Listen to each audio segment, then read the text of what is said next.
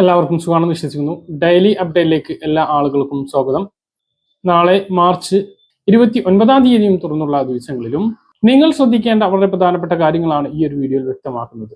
വീഡിയോയുടെ വിശദാംശങ്ങളിലേക്ക് കടക്കുന്നതിന് മുമ്പ് കൂടുതൽ ആളുകളിലേക്ക് ഇൻഫർമേഷൻ എത്താൻ ഷെയർ ചെയ്യുക, ലൈക്ക് ചെയ്യുക, ഫേസ്ബുക്കിലൂടെ കാണുന്ന ആളുകൾ ഫോളോ ചെയ്യുക. വീഡിയോയുടെ വിശദമായ വിവരങ്ങളിലേക്ക് വരാം. പശ്ചിമേഷ്യൻ യുദ്ധത്തെ തുടർന്ന് പാചകവാതക പ്രതിസന്ധിയുടെ പശ്ചാത്തലത്തിൽ സെക്രട്ടേറിയറ്റിൽ വാർ റൂം പ്രവർത്തനം. കോവിഡ് കാലത്തിന് സമാനമായിട്ടാണ് പ്രവർത്തനം. സിവിൽ സപ്ലൈസ് കമ്മീഷണറുടെ ഓഫീസിലാണ് നിലവിൽ വാർ റൂം പ്രവർത്തിക്കുന്നത്. അവധി ദിവസങ്ങളിലടക്കം 24 മണിക്കൂറും പ്രവർത്തിക്കും. സിവിൽ സപ്ലൈസ്, തദ്ദേശം, ലീഗൽ മെട്രോളജി, പൊതുമരാമത്ത്, വാട്ടർ അതോറിറ്റി, മോട്ടോർ വാഹന വകുപ്പ്, പോലീസ് വകുപ്പുകളിലെ ഉദ്യോഗസ്ഥർ സംഘത്തിൽ ഉണ്ടാകും. 2 IAS ഉദ്യോഗസ്ഥർ ദിവസവും ഉണ്ടാകും. ഇതിനായി 10 പേർക്ക് ചുമതല നൽകിയിട്ടുണ്ട്. Additional chief secretary, chief secretary എന്നിവർക്കാണ് റിപ്പോർട്ട് നൽകേണ്ടത്. LPG നീക്കം, പരിശോധന, ക്രമീകരണം, pipe line, natural gas, CNG connection എളുപ്പമാക്കൽ, അതിനായി ഇടപെടുക എന്നിവയൊക്കെയാണ് വാർ റൂമിന്റെ ചുമതലയിൽപ്പെടുന്നത്. ശനിയാഴ്ച 5 ടോൾ ഫ്രീ നമ്പറുകൾ പുറത്തിറക്കും എന്ന് അറിയിച്ചിട്ടുണ്ട്. കരുതൽ ശേഖരം, ജില്ലകളിലേക്കുള്ള വിതരണം, ബോട്ടിലിംഗ്, ഉപഭോക്താക്കളുടെ പരാതി എന്നിവ സംബന്ധിച്ച് എല്ലാ ദിവസവും രാവിലെ 10-നും വൈകിട്ട് 6-നും യോഗം ചേർന്ന് അവലോകനം ചെയ്യും. ഹോട്ടലുകൾക്ക് വാണിജ്യ സിലിണ്ടർ നൽകുന്നതിൽ പുരോഗതി ഉണ്ടായിട്ടുണ്ട് എന്നാണ് വിലയിരുത്തൽ. സംസ്ഥാനത്ത് സാമൂഹ്യ സുരക്ഷാ ക്ഷേമ പെൻഷന് വേണ്ടി കാത്തിരിപ്പ് തുടരുകയാണ്. കുടിശ്ശികയെല്ലാം തീർന്നതിന് ശേഷം ഈ മാർച്ച് മാസത്തിലാണ് ആദ്യമായി ക്ഷേമ പെൻഷൻ ഇത്രയും താമസിക്കുന്നത്. സാധാരണഗതിയിൽ 25-ഓ 26-ഓ തീയതികളിലെങ്കിലും വിതരണം തുടങ്ങാറുണ്ട്. പക്ഷേ ഈ മാസം മാർച്ച് 25-ന് പെൻഷൻ വിതരണം ആരംഭിക്കും എന്ന് പറഞ്ഞിരുന്നു എങ്കിലും പറഞ്ഞ വാക്ക് സർക്കാർ പാലിക്കാതെ അത് മനഃപൂർവ്വം മാറ്റിവെച്ചു. കഴിഞ്ഞ ചൊവ്വാഴ്ച 24-ാം തീയതി 3700 കോടി രൂപയാണ് കടമെടുത്തത്. പെൻഷൻ വിതരണത്തിന് ആവശ്യമുള്ള തുക സർക്കാരിന്റെ പക്കൽ ഉണ്ടായിരിക്കെ പെൻഷൻ വിതരണം നീട്ടിവെച്ചതിന് പിന്നിൽ ഇലക്ഷനാണ് എന്നുള്ളത് പകൽ പോലെ വ്യക്തവുമാണ്. 31-ാം തീയതി ഏപ്രിൽ മാസത്തെ പെൻഷനോടൊപ്പം 2 മാസത്തെ 4000 രൂപ വിതരണം ആരംഭിക്കാനാണ് സർക്കാർ ഈ തീരുമാനത്തിലേക്ക് മാറിയത് എന്നുള്ളതാണ് വിവരം. പെരുമാറ്റച്ചട്ടം നിലനിൽക്കുന്നത് കൊണ്ട് തന്നെ പ്രഖ്യാപനങ്ങൾ പ്രത്യക്ഷത്തിൽ ഉണ്ടാകില്ല എങ്കിലും ക്ഷേമ പെൻഷൻ വിതരണം അതൊരു വോട്ടായി മാറ്റാൻ കഴിയും എന്നുള്ളത് സർക്കാർ പ്രതീക്ഷിക്കുന്നു. കേരളത്തിലെ 90% സഹകരണ സംഘം ജീവനക്കാരും ഇടതുപക്ഷ അനുഭാവികളായിരിക്കും എന്നുള്ളത് കൊണ്ട് തന്നെ കയ്യിൽ ക്ഷേമ പെൻഷൻ വിതരണം വോട്ടാക്കി മാറ്റാൻ കഴിയും എന്നുള്ളതും ഭരണപക്ഷം വിലയിരുത്തുന്നു. ഇതിന്റെ പശ്ചാത്തലത്തിൽ തന്നെയാണ് ക്ഷേമ പെൻഷൻ 4 ദിവസം താമസിപ്പിച്ചത്. 2000 രൂപ 25-ന് തന്നെ വിതരണം ആരംഭിച്ചിരുന്നു എങ്കിൽ അത് 9-ാം തീയതി ആകുമ്പോഴേക്കും ജനങ്ങളുടെ മനസ്സിൽ നിന്നും മാഞ്ഞു പോകുമായിരുന്നു. എന്നാൽ ഇപ്പോഴത്തെ സാഹചര്യത്തിൽ 4000 രൂപ 1-ാം തീയതിക്ക് ശേഷം, അതായത് ബാങ്കിലെത്തുമ്പോൾ ബാങ്കിൽ 30-ാം തീയതി മുതൽ നമുക്ക് പ്രതീക്ഷിക്കാം. 30-ാം തീയതി വൈകുന്നേരം 5 മണിയോട് കൂടിയിട്ടാണ് വിതരണം ഉണ്ടാകും എന്ന് പ്രതീക്ഷിക്കുന്നത്. 2 തവണകളായിട്ട് 2000 രൂപ ക്രെഡിറ്റ് ആകും എന്നാണ് കരുതുന്നത്.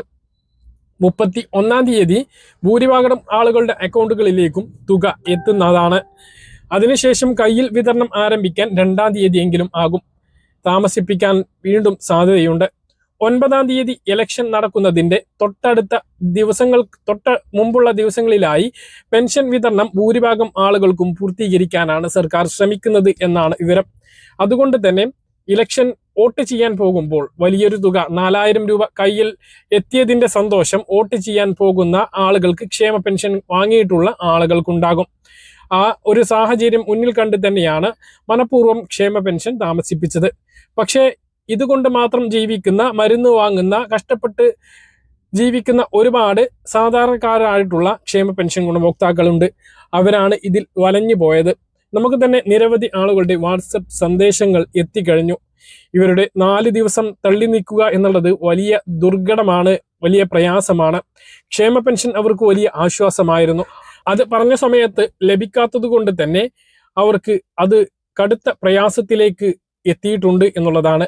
ഒരു ആശ്വാസം 4000 ഒരുമിച്ച് ലഭിക്കുമല്ലോ എന്നുള്ളതാണ്. അപ്പോഴും മറ്റൊരു കാര്യമുണ്ട്, അടുത്ത പെൻഷന് കൂടുതൽ സമയം കാത്തിരിക്കേണ്ടി വരും എന്നുള്ളത്.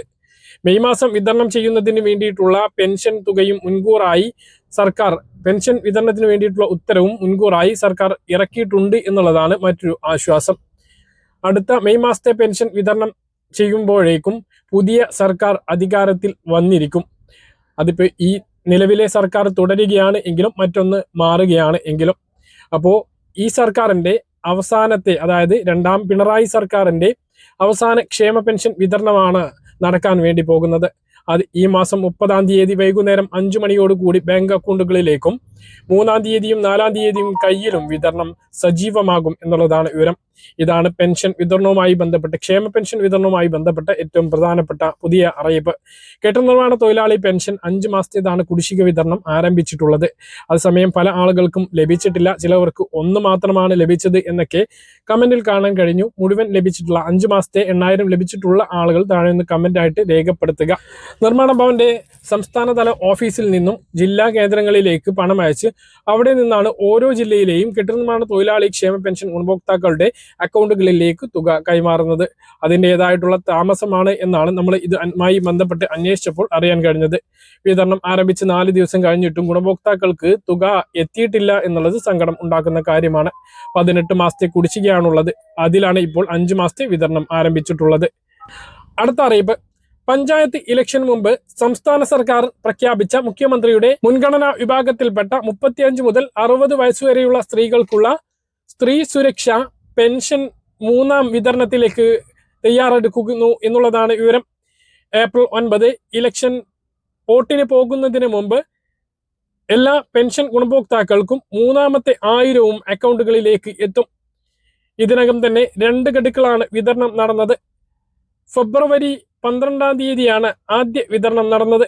അന്ന് ലഭിക്കാത്ത ആളുകൾക്ക് ഫെബ്രുവരി മാസത്തെ 2-ാം ഘട്ടം മാർച്ച് മാസത്തിൽ വിതരണം ചെയ്തു. അതിനുശേഷം മാർച്ച് മാസത്തിലും 1000 രൂപ വിതരണം ചെയ്തു. എന്നാൽ ചില ആളുകൾക്ക് 2000 രൂപ ലഭിച്ചു. അത് ഫെബ്രുവരിയിൽ ലഭിക്കാത്ത ആളുകൾക്കാണ്. ഫെബ്രുവരിയിൽ ലഭിച്ചിട്ടുള്ള ആളുകൾക്ക് 1000 മാത്രമാണ് വിതരണം നടന്നത്. അടുത്ത ഗഡുവിന്റെ വിതരണം ഏപ്രിൽ മാസത്തിൽ ആദ്യ ആഴ്ചയിൽ നടക്കുമ്പോൾ 3-ാം ഗഡുവായി 1000 രൂപ മാത്രമാണ് എല്ലാവർക്കും എത്തിച്ചേരുക എന്നുള്ളതാണ് വിവരം. മുമ്പ് മുടങ്ങിയിട്ടുള്ള തുകകൾ ഉണ്ട് എങ്കിൽ സാങ്കേതിക കാരണം കൊണ്ടായിരിക്കും അവ കൂടി ചേർത്ത് ലഭിക്കാനുള്ള സാധ്യതയുണ്ട്. ഇതാണ് സ്ത്രീ സുരക്ഷാ പെൻഷൻ വിതരണവുമായി ബന്ധപ്പെട്ട് ഏറ്റവും പുതിയ അറിയിപ്പായിട്ട് പറയാനുള്ളത്. BPL വിഭാഗത്തിൽപ്പെട്ട റേഷൻ കാർഡിൽ ഉൾപ്പെട്ട സ്ത്രീകൾക്ക് ലഭിക്കുന്ന സഹായത്തിന് സംസ്ഥാനത്തെ 32 ലക്ഷത്തിലധികം സ്ത്രീകൾക്ക് അർഹതയുണ്ട്. എന്നാൽ ഇപ്പോഴും 20 ലക്ഷത്തിന് താഴെ ഗുണഭോക്താക്കൾ മാത്രമാണ് ഇതിൽ ആയിട്ടുള്ളത്. അപേക്ഷകർ കുറവാണ് എന്നുള്ളത് കൊണ്ട് തന്നെയാണിത്. അതുകൊണ്ട് തന്നെ അർഹതയുള്ളവർ ഉടനെ അപേക്ഷ നൽകാൻ വേണ്ടിയിട്ട് ശനിയാഴ്ചയാണ് 65 ലക്ഷത്തോളം ആളുകൾക്ക് BPL റേഷൻ കാർഡ് പുതുതായിട്ട് അനുവദിച്ചത്. അതായത് നിലവിൽ ഇതുവരെ നീല വെള്ള റേഷൻ കാർഡിൽ ഉൾപ്പെടുന്നവരാണ് അവർ. അവർക്ക് കൂടി മുൻഗണനാ റേഷൻ കാർഡ് അനുവദിച്ചത് കൊണ്ട് തന്നെ അതിൽ ഉൾപ്പെടുന്ന 35 മുതൽ 60 വയസ്സ് വരെയുള്ള മറ്റ് ആനുകൂല്യങ്ങളൊന്നും ലഭിക്കാത്ത ആളുകൾക്ക് ഈ ഒരു സഹായത്തിന് വേണ്ടി അപേക്ഷ സമർപ്പിക്കാവുന്നതാണ്. പറഞ്ഞ കാര്യങ്ങൾ കൃത്യമായിട്ട് മനസ്സിലാണെന്ന് കരുതുന്നു. ഇതുപോലുള്ള ഇൻഫർമേഷനുകൾക്ക് ഫോളോ ചെയ്യുക, സബ്സ്ക്രൈബ് ചെയ്യുക. മറ്റൊരു വീഡിയോയുമായി നമുക്ക് വീണ്ടും കാണാം. ഇതുവരെ.